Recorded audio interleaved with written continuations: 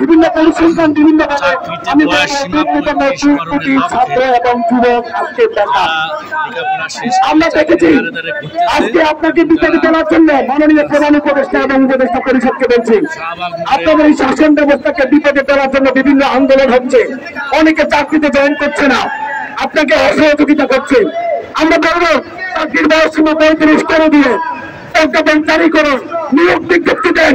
আমরা বাংলাদেশকে সারা বাংলাদেশ গড়ে দেব ইনশাআল্লাহ। আমাদের মাঝে যোগ্যতা আছে, আমরা সবাই কিন্তু বয়সে বৃদ্ধ হয়ে যাই নাই। আমরা ক্লিয়ার একটা মেসেজ দিয়ে রাখতে চাই, যিনি দিল্লিতে পালিয়ে গিয়েছেন তিনি আমাদেরকে বলেছিলেন সংসদে বৃদ্ধ, আজকে তিনি বৃদ্ধ পালিয়ে গেছেন, আমরা কিন্তু দেশে আছি। সুতরাং আমাদের মোড়ে চাকরিতে ঢোকার বয়সসীমা 35 করার লক্ষ্যে তারা আন্দোলন করছে সকাল থেকেই। এই এলাকা ব্লক করে রাখছে রাস্তাঘাট। তাদের যৌক্তিক দাবি এটা হচ্ছে এখন যেহেতু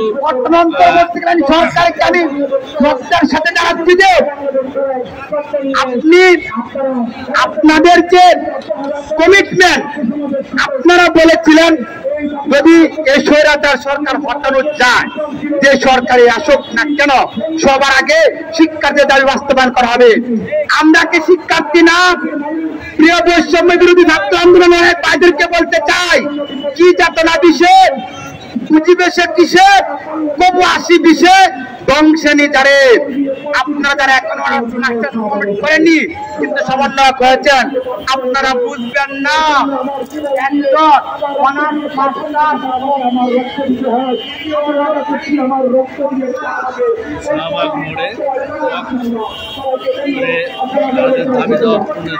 যারা চাকরি অনেকের জায়গা মাস্টার্স পাস করে চাকরির বয়সই চলে গেছে আন্দোলন করতে করতে, তবে তাদের যৌক্তিক দাবিটা যেহেতু এখন বয়স সীমার ব্যাপার মহামারী ছিল, আমাদেরকে নিয়ে আমল করলো। কোভিড-19 আসার সময় তাদের একটু ঘুরে ঘুরে দেখাই।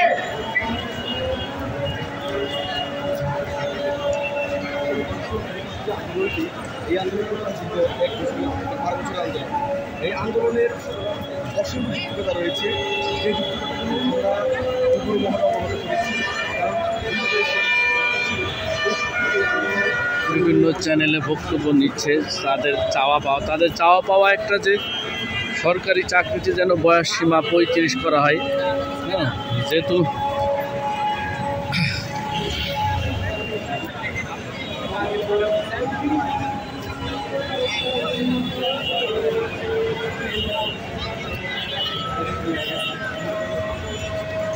একটা ছেলে মেয়ে মাস্টার্স কমপ্লিট করতে করতে তো 26-27 বছর যায়, কিন্তু দেখা যাচ্ছে যে 2-1 বছর কাজ করতে করতে বয়সই যায়। আবার যদি বৈষম্য থাকে তাহলে তো হয় না। সরকারি চাকরিতে বয়স সীমা 35, এটা ঠিক আছে, এটা যৌক্তিক দাবি, এটা দরকার। যেহেতু মৃত্যু বয়স সীমার হার বাড়ছে সেহেতু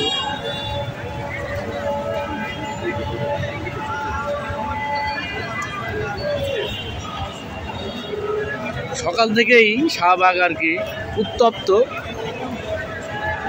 থেমে থেমে স্লোগান, থেমে থেমে বৃষ্টির মাঝখানে এরা ভিজে পড়েও তাদের যৌক্তিক আন্দোলন দাবি তুলে ধরছে। সরকারিতে আসলে এটা দরকার, 35 বছর হওয়া উচিত আমি মনে করি।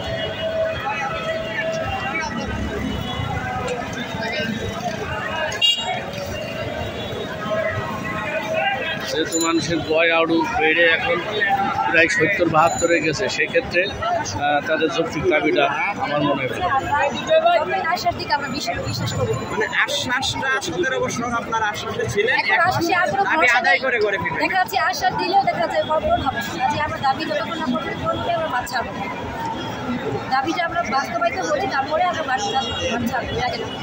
তার মানে আপনারা আন্দোলন চালিয়ে যাবেন যতক্ষণ আপনাদের থাকবে, আন্দোলন কন্টিনিউয়াস চলতে থাকবে। আর যতদিন কন্টিনিউয়াস দেখা যাচ্ছে জনগণ ভোগাতে থাকবে, কাজেই আমার উপরমহলের কাছে একটাই দাবি যেন জনগণের ভোগান্তিতে করতে না হয় অবিলম্বে বাস্তবায়িত করে দিন।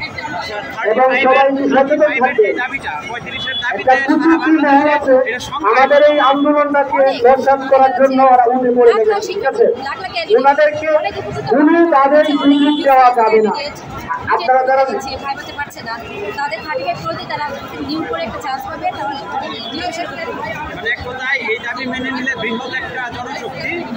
দেশের উন্নয়ন হবে, বৃহৎ কর্মসংস্থান সৃষ্টি হবে, দেশের ক্ষতি হবে।